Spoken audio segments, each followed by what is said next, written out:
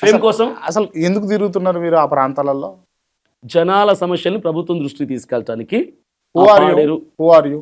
I'm politician, I'm AP president for Bharosa party. Okay, right. నా దృష్టిలో మీరు evangelist కదా, మీరు పాస్టర్ కూడా కాదు. మీరు పాస్టర్ని కాదు, ఎప్పుడు కాదు. మీకు చర్చ లేదు, ఏం లేదు. లేదు, ఎవాంజలిస్ట్. నా కాలింగ్ పాస్టర్ కాలింగ్ కాదు, ఎవాంజలిస్ట్ కాలింగ్.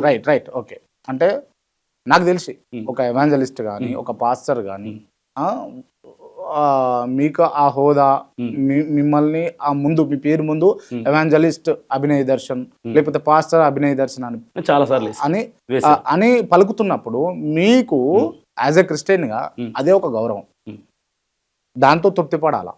అంటే ఇది నేనన్నమాట కాదు, చాలా మంది పాస్టర్లు, చాలా మంది క్రైస్తవంలో ఉన్న వాళ్ళు వీళ్ళు లేని దాని గురించి ఏదో మేము పొలిటీషియన్లు కావాలా, డబ్బులు సంపాదించాలి, ఆర్థికంగా స్థిరపడాలని ఆలోచిస్తున్నారు.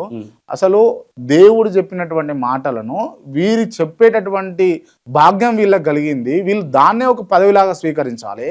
ఇంకా లేని వాటి గురించి ప్రాకులాడుతున్నారు అని అంటే వీళ్ళు అసలు నిజంగా అన్ఫిట్ ఫర్ ఎవాంజలిస్ట్. అలా మాట్లాడిన నా కొడుకులందరికీ నేను ఒకటి చెప్తున్నా క్లియర్ గా, నువ్వు క్రైస్తవ సమాజాన్ని తిట్టుకుంటే ఏం చెప్తావా? నాకు అర్థం కాదు. వినండి క్రాంతి గారు, క్రైస్తవులే అన్నారు, నేను వాళ్ళనే అంటున్నా, వెరీ క్లియర్ గా చెప్తున్నా, నేను వాళ్ళనే అంటున్నా. సువార్థికుడు సువార్త చేస్తాడు, రిస్కులు ఉండవు, ప్రమాదాలు ఉండవు, దాడులు ఉండవు, ఎవ్వరు ఏమి చేయరు. కానీ క్రైస్తవ సమాజం మీద ఈరోజు ఎన్ని దాడులు జరుగుతున్నా అసెంబ్లీలో మా తరపున మాట్లాడడానికి ఒక్క ఎమ్మెల్యే, ఒక ఎంపీ లేడు మా తరపున.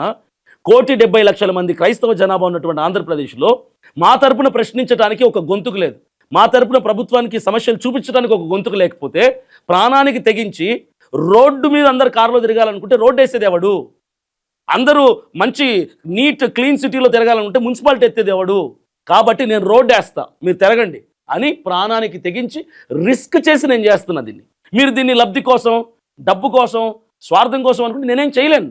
మీరు రండి, మీరు జనంలోకి రండి, చూద్దాం.